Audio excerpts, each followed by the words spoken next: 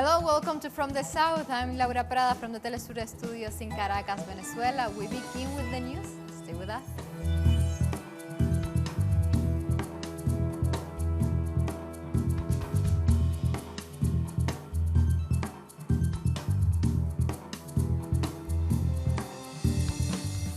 We begin. The United States Department of Justice has formally demanded the extradition of WikiLeaks founder Julian Assange from the United Kingdom. His organization considers the case to be a conspiracy against the freedom of press.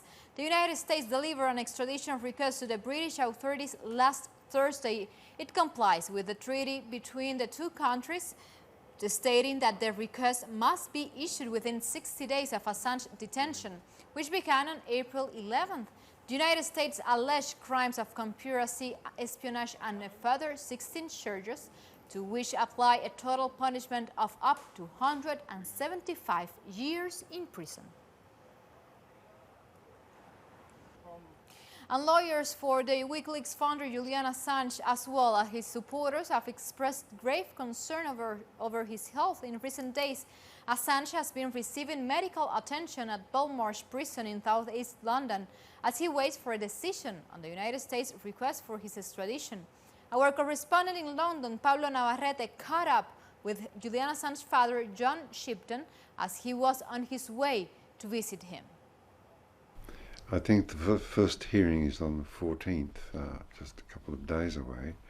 But there have now been 9 years of preliminary investigation in Sweden, with 4 prosecutors, 2 interviews.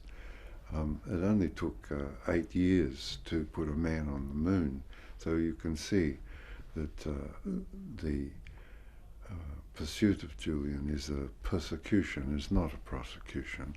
Not even the most convicted person would believe that it's anything to do with justice or anything other than the persecution of Julian at the behest of the United States.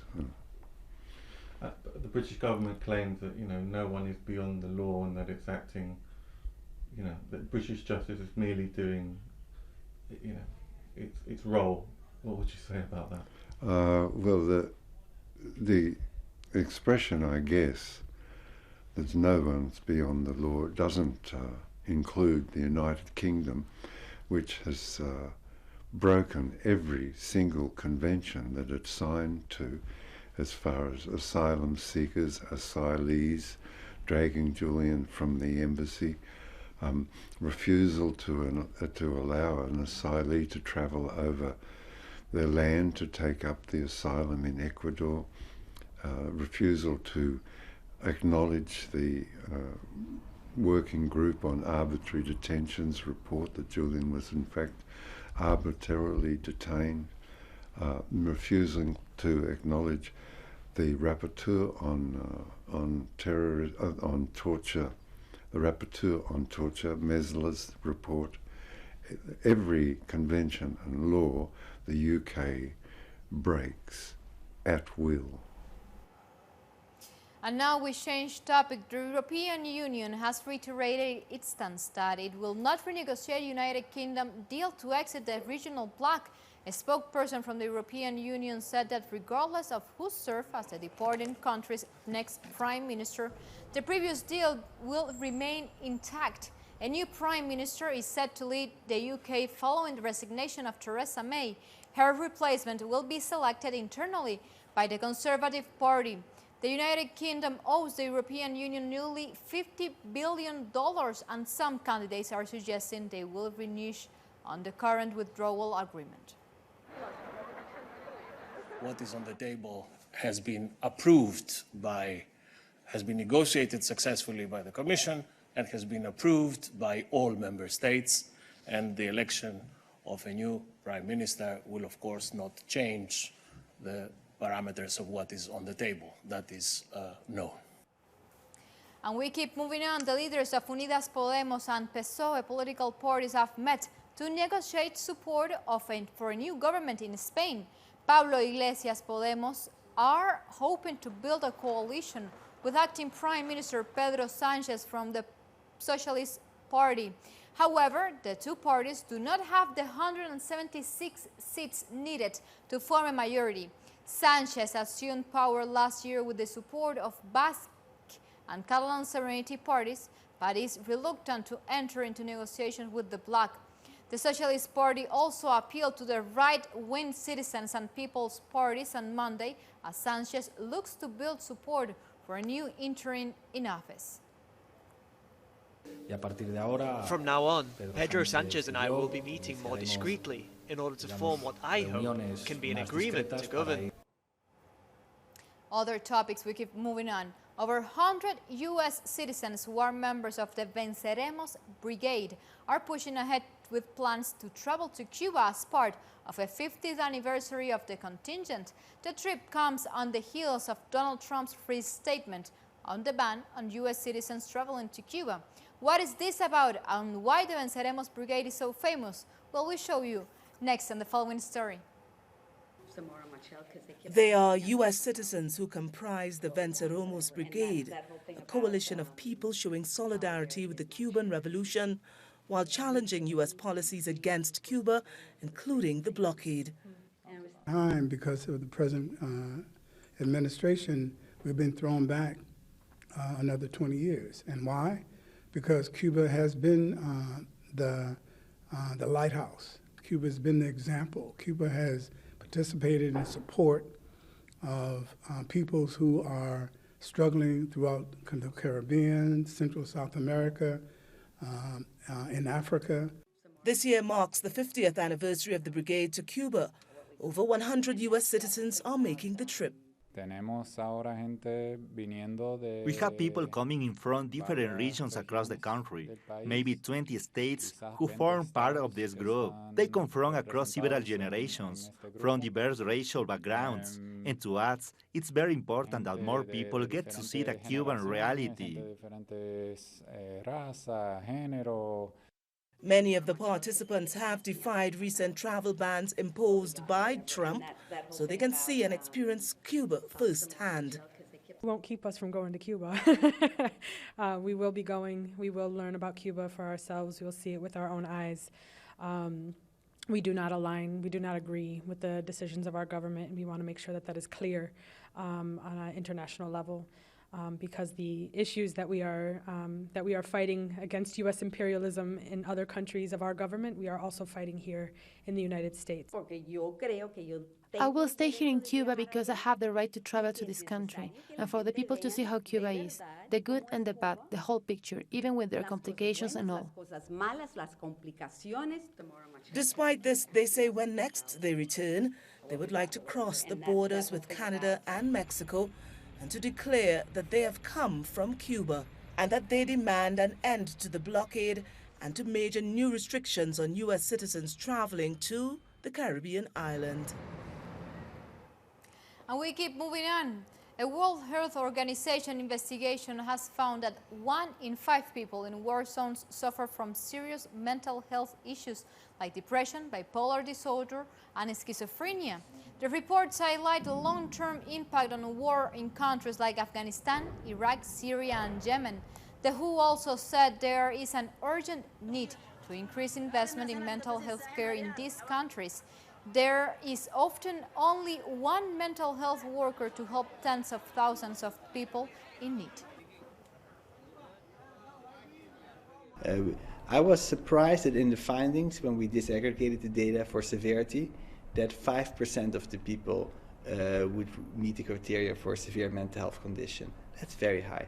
And when one has a severe mental health condition, that basically means one has great difficulty in one's day-to-day functioning. So upset, so distressed that one cannot function very well, which in the middle of a conflict is extremely dangerous, because in a conflict one needs to survive, and for that one needs to function well. Also, after the conflict is over, society needs functioning people to recover, and so this is very important. Like this, we make a first and very short break here from the South. Next year, you follow us on Twitter at @UatCNs, at Telesur English, and on my account at Laura P. Telesur. Stay with us.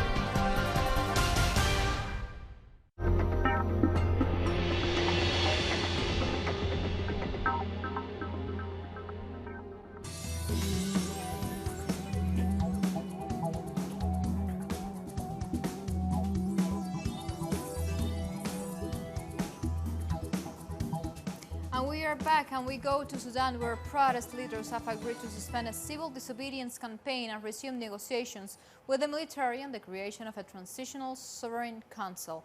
Ethiopia is mediating the process and said the Transitional Military Council has agreed to release political prisoners as a gesture of goodwill. Protest leaders launched a general strike across the country on Sunday after a bloody crackdown on demonstrations left at least 61 people dead on June 3rd.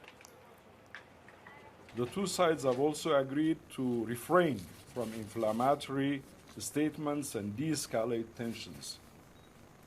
The Transitional Military Council has agreed to take confidence-building measures, including the release of political prisoners. The FFC, on its part, has agreed to call off the civil disobedience on this day of Tuesday, June 11, 2019. And Uganda has confirmed its first case of Ebola as the outbreak in the neighboring Democratic Republic of Congo continues. A 5-year-old Congolese boy was tested positive for Ebola after arriving in Uganda last Sunday. His family members are currently being tested for the disease.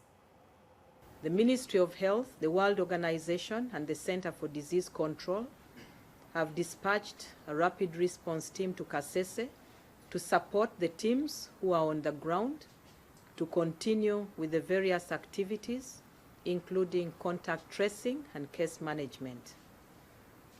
The Ministry of Health, WHO and CDC will undertake ring vaccination of contacts to the case and other non-vaccinated frontline health workers, as well as other workers beginning 14th June 2019. And now we change to Botswana, where the decriminalization of homosexuality have paved the way for people to challenge laws in which LGBTQ have been excluded. This was expressed by Habe Pashane, an advocate for gender dynamics, working with countries in the region on LGBT and women's rights issues. Let's hear. As for individuals, it means now there's more openness towards advocacy. There's more that can be challenged to say that if this is a privilege, it's not a privilege, if this is my right, at the end of the day, like each and every citizen, I have equal rights to access this. I have equal rights to access workspace without being discriminated. I have equal rights to access to choose who's my life partner. And when that is being violated, now it means individuals also have a stand of arguing and pursuing cases to say that I'm being violated here. Pashane also spoke about what's next for LGBTQ rights in Botswana. Also, we have to be careful in terms of how we approach it.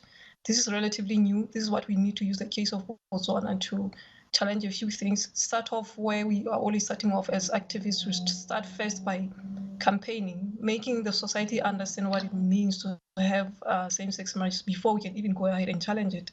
So there's a lot of work that will have to be put in place before thinking of other new court cases which we would want recognition in different laws, because of course it's going to take a lot of work.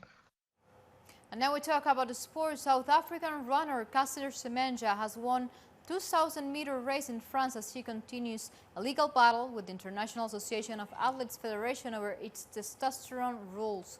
The double 800-meter Olympic champion finished in little over 5.5 minutes, beating two Ethiopian runners. It was Semenya's first race since a controversial new gender rule came into effect. It requires women with higher than normal testosterone hormone levels to lower it in their bodies with medication if they wish to compete in middle-distance races. I can run any events I want. It can be 100 meters, it can be 200, it can be long jump, it can be heptathlon, you name it. You know, I'm a talented athlete, so I'm not worried about anything else. Even if I have to withdraw from 800 meters, it don't matter no more. I think I've won anything I've ever wanted, you know, so if I were to change any event, of course, why not? And like this, we go to a second break, very short one. Stay tuned.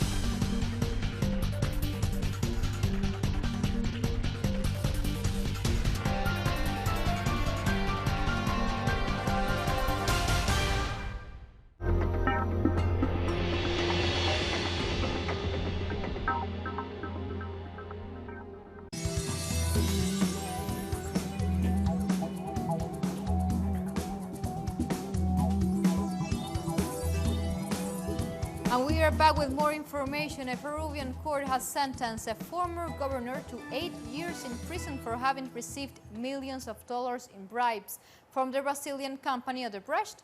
Former governor of Ancash, Cesar Alvarez, received $2.6 million from the Brazilian company Odebrecht for the construction of a highway in 2011. He is also barred from running for a public position for 8 years. He is the first to be sentenced over the Odebrecht case in Peru.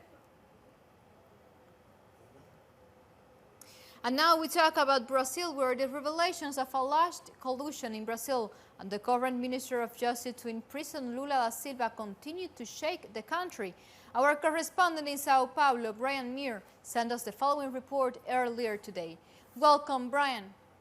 The leaked social media conversations that The Intercept released the day before yesterday, showing members of the Operation Car Wash Task Force, which arrested Luis Inácio Lula da Silva last year, talking about things like they didn't have the evidence needed to arrest the former president, talking about how they were working secretly to damage the PT party's attempts at winning the presidential election last year, even though the PT was leading in all the polls beforehand, and how they worked to prevent Luis Inácio Lula da Silva from speaking publicly before the elections, have generated massive shockwaves across Brazilian society. The powerful Brazilian Order of Lawyers, the OAB, which administers the qualification exam needed for anyone to legally practice law in Brazil, issued a statement calling for Sergio Moro to immediately be removed from his post as Justice Minister in far-right President Jair Bolsonaro's cabinet. The powerful right-wing newspaper Estado do São Paulo, which publicly supported Operation Car Wash all along, is now calling for Sergio Moro to resign from his post. And Lula's defense team filed a motion for habeas corpus to throw out all charges against him that were incurred through the Lava Jato investigation due to the fraudulent behavior of the investigators. Now today, Supreme Court Justice Gilmar Mauro ruled that the Supreme Court will be able to vote on this habeas corpus on June 25th, and it could result in the immediate freedom of the political prisoner Luis Inácio Lula da Silva. Thank you, Brian. And from Brazil, we move on to Guatemala, where the country is preparing for elections this Sunday, the 16th. The campaign has been marked by tensions and smears between the candidates and a series of corruption scandals. Our correspondent in Guatemala City, Mario Rosales, sent us the following report also today.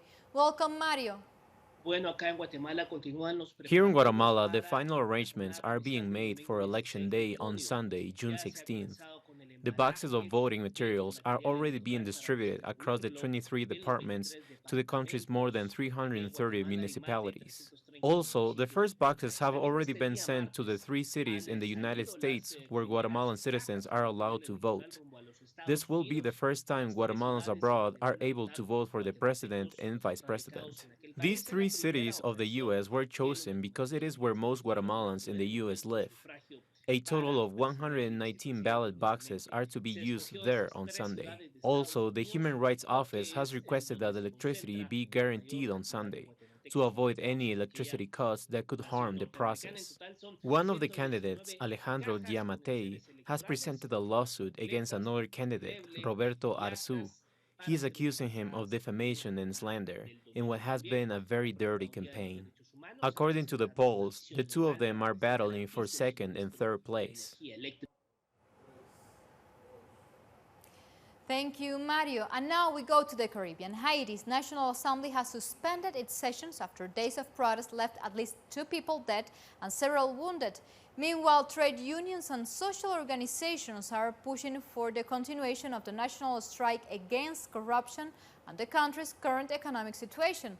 From Port-au-Prince, our collaborator Kenny Sider has more details for us. Welcome, Seni.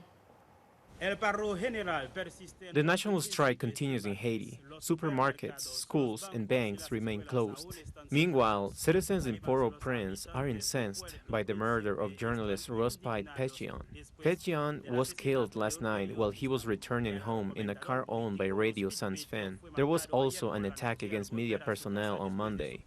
as 3 vehicles owned by Radio Tele-Guinéen were burned by a group of people. That night, President Jovenel Moïse was expected to address members of the public, live on social media. However, he canceled the speech. The opposition, as well as various groups, called for Moïse's resignation, as they blame him for the country's current issues. Protests against the president have increased, with an anti-corruption movement launched last year via social media. Thank you, Kenny. And we continue talking about Haiti because international renowned aid organization Oxfam has come under fire for its mishandling of serious sexual misconduct claims against its staff. Following an 18-month-long investigation, a charity commission found there was a culture of poor behavior among Oxfam staff sent to help victims of the 2010 earthquake on the Caribbean island. The report published on Tuesday claims that Oxfam failed to either properly investigate or fully disclose allegations that children as young as 12 were victims of sexual abuse at the hands of Oxfam bosses. The anti-poverty organization was also severely criticized back in February 2018 after it emerged that some of its workers engaged in sex parties with prostitutes after the humanitarian disaster in Haiti.